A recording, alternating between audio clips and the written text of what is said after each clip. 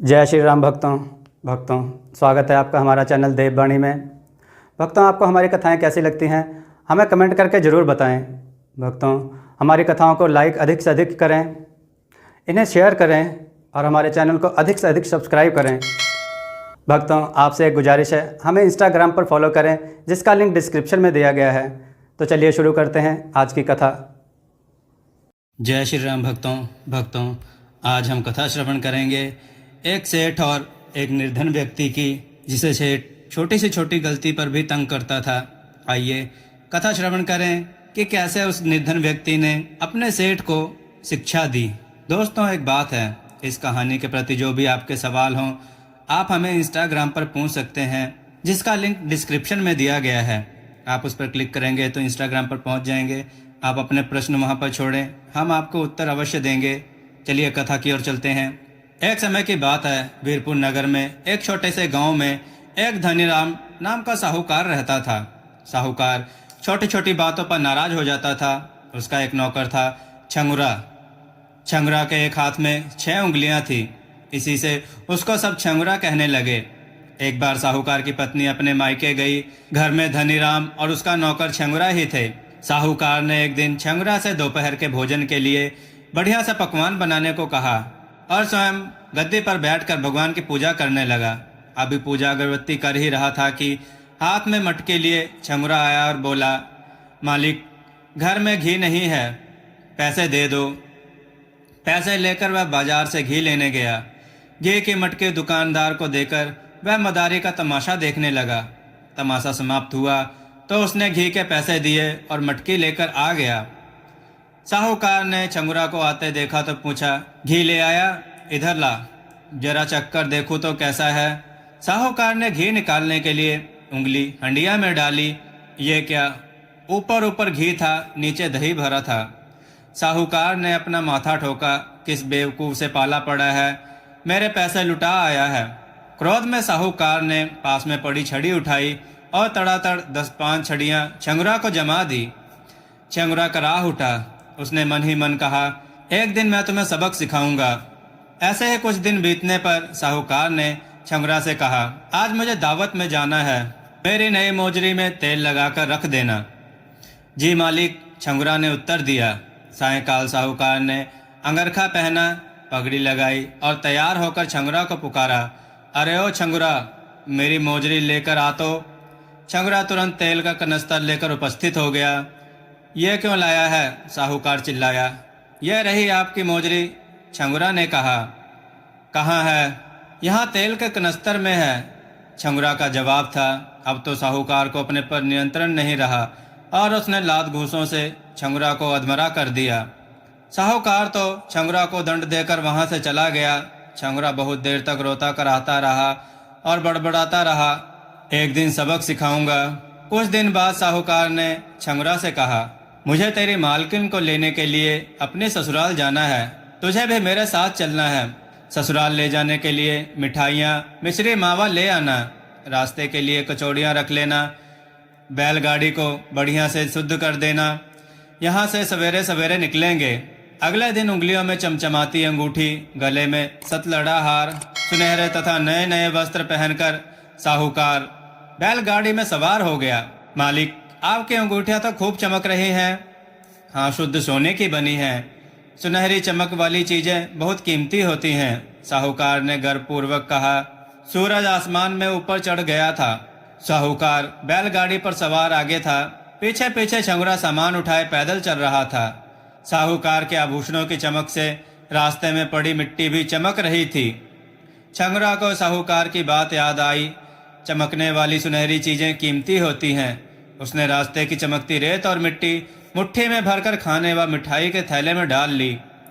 रास्ते में एक बगीचे में कुएं के निकट साहूकार ने अपनी बैलगाड़ी को रोका। छंगुरा ने पानी भरा। साहूकार ने चबूतरे पर बैठकर मुंह हाथ धोया और छंगुरा से खाना निकालने को कहा। छंगुरा ने पकौड़े, कचौड़ियाँ और चटनी भी निकाली और साथ में कुछ मिठाइयाँ भी परोस दी। जैसे ही साहूकार ने पहला निवाला मुंह में रखा, उसका मुंह किरकिरा हो गया। वह चिल्लाया, ये क्या मिलाया है खाने में? छंगुरा ने जवाब दिया, सुनहरी रेत और मिट्टी है। साहूकार ने सोचा अब तो ससुराल खाली हाथ ही जाना पड़ेगा।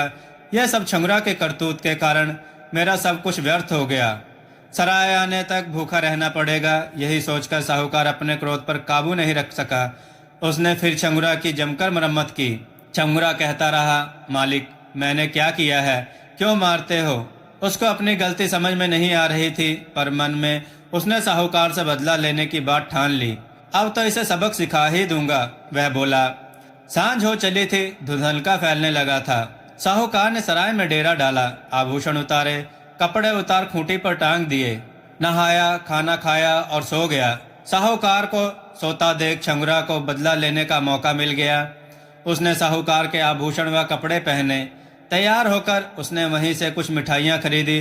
वह ऊँट पर सवार होकर साहूकार की ससुराल जा पहुँचा। वहां जाकर कहा, मैं तुम्हारे जवाई का मित्र हूँ। तुम्हारा जवाई पागल हो गया है और बिना बताए घर से निकल पड़ा है। मैं उसे ढूंढने निकला था। 2 कोस दूर एक सराय में पड़ा है। सुनते ही सब दौड़ पड़े। वहां जाकर देखा दामाद खाली जंघिया पहने लेटे थे। अपने ससुराल वालों को अचानक सामने देख साहूकार हड़बड़ा गया। कहना कुछ चाहता था, मुंह से कुछ निकल रहा था। उसने कमरे में इधर उधर देखा। उसके आभूषण कपड़े वहां नहीं थे। छंगुरा कहीं दिखाई नहीं दे रहा था। सास ससुर ने दुखी मन से बड़ी कठिनाई पूर्वक साहूकार को बैलगाड़ी में बिठाया और अपनी हवेली ले गए। वहां पर दूसरे कपड़े पहनाने लगे तो वह चिल्लाने लगा, मुझे नहीं पहनने ये कपड़े, मैं ऐसे ही रहूंगा। जबरदस्ती गले में कुर्ता पहनाया गया। तभी सामने से उसके कपड़ों में सजा धजा छंगुरा आया। उसे देख साहूकार गालियां बकने लगा। छंगुरा हंसते हुए हवेली से बाहर निकला तो पीछे पीछे साहूकार भागा। उसके पीछे बाकी लोग भी भागे। पत्नी बार बार हाथ जोड़कर प्रार्थना करती, हे भगवान, ये क्या हो गया मेरे पति को? ये तो बिल्कुल पागल हो गए हैं, अब मैं क्या करूं? भोजन के समय फिर छंगुरा ने साहूकार को तंग किया, सब लोग इनको जरा ठीक से खिलाएं, 3 दिन से खाना नहीं खाया है। अब कोई कहे हलवा खाओ, कोई कहे पूरी खाओ, कोई तो ताजे ताजे फल काट कर देने लगा। साहूकार सबके हाथ झटक कर खड़ा हो गया और क्रोधपूर्वक बोला, मुझे कुछ नहीं खाना, इसी को यह सब पकवान खिलाओ, मैं जा रहा हूँ। साहूकार सबको धकेलते हुए पैदल ही चल पड़ा। थोड़ी ही दूर पर एक शिव मंदिर था। वहां जाकर वह एक कोने में बैठ गया। उसे मंदिर में उसकी दुखी पत्नी शिवजी की पूजा कर रही थी। वह भगवान से अपने पति को अच्छा करने की विनती कर रही थी। जब वह नारियल फोड़कर प्रभु के चरणों में चढ़ा रही थी तो साहूकार अपनी जगह से उठा और बोला, भगवान शिव के चरणों में फोड़ने की बजाय ये नारियल मेरे सिर पर फोड़ दे। इस अचानक हमले से पत्नी घबरा गई और उसने सचमुच नारियल साहूकार के सिर पे दे मारा। नारियल तो नहीं फूटा, पर साहूकार के सिर से खून बह निकला। इतनी देर में पीछे पीछे साहूकार के ससुराल से भी लोग आ गए। दामाद के सिर से खून बहता देखकर सब उसे अस्पताल ले गए। छंगुरा भी यह सब तमाशा देख रहा था। अभी तक उसे साहूकार को सताने में बड़ा आनंद आ रहा था, पर उसके सिर से खून बहता देख वह दुखी हो गया। सब लोगों के पीछे वह भी अस्पताल पहुंच गया। उसने वहां जाकर सबको सच बात बता दी। मालिक पागल नहीं है, ये किसी भी छोटी सी गलती पर मुझे खूब मारते थे। मैंने अपने मन में कसम खाई थी कि एक दिन इनको सबक सिखाऊंगा। बस मैंने अपना बदला ले लिया। छंगुरा की बात सुनकर साहूकार ने मारने के लिए जैसे ही हाथ उठाया, छंगुरा ने कहा, एक दिन फिर सबक सिखाऊंगा। उसकी बात पर सब हंसने लगे और साहूकार ने कभी भी न मारने की कसम खाई।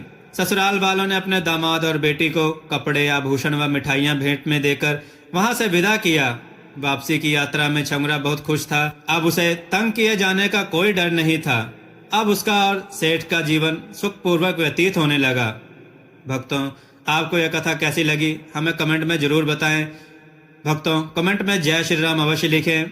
जय श्री राम भक्तों, देववाणी की तरफ से आप सबका बहुत बहुत धन्यवाद कि आप सब ने हमारे चैनल को बहुत सहयोग दिया और हमारी वीडियो को बहुत पसंद किया, जिस वजह से हमें YouTube की तरफ से ज्वाइन बटन का ऑप्शन मिला, जहां पर आप हमें ज्वाइन बटन पर क्लिक करके हमें ज्वाइन करें, जिसके लिए आपको 29 रुपये या 59 रुपये का चार्ज देना पड़ेगा। जो हमें ज्वाइन करेगा उन्हें हम कई तरह की सुविधाएं देंगे और उनके कमेंट्स का जवाब देंगे। यहाँ हम आपको कथा कहानियों के टिप्स भी देंगे और हम आपके सुझाव पर वीडियो बनाने की पूरी कोशिश करेंगे और हम आपका नाम वीडियो में जरूर लेंगे। धन्यवाद।